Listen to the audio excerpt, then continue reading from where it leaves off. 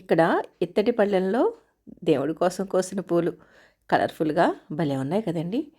ఈ పూలలో ఇవాళ ప్రత్యేకంగా ఒక పువ్వు చూపిస్తున్నాను మీకు. ఏమనుకుంటున్నారు? గోవర్ధనం అండి. గోవర్ధనం పువ్వని. ఇది మనకి మంచి సువాసన భరితంగా ఉండి చాలా చాలా బాగుంటుంది.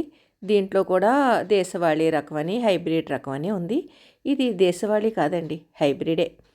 హైబ్రిడ్ అంటే కొంచెం చిన్న చిన్న మొక్కలకే పోసేస్తుంది కదండి.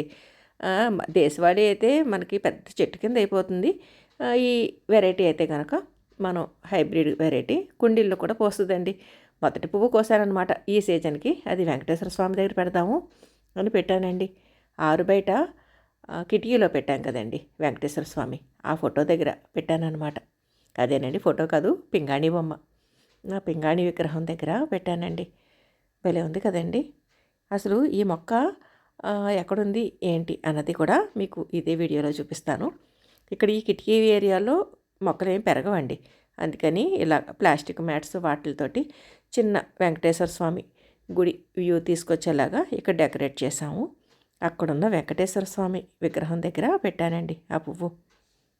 ఫస్ట్ ఫ్లోర్ టెర్రస్ గార్డెన్లో ఇక్కడ వాషింగ్ మిషను డ్రమ్ అండి ఇది. ఆ డ్రమ్ములో వేసానన్నమాట.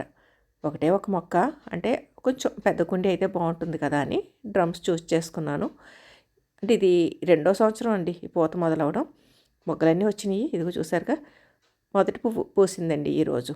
ఆ పూసిన పువ్వుని కోసానన్నమాట.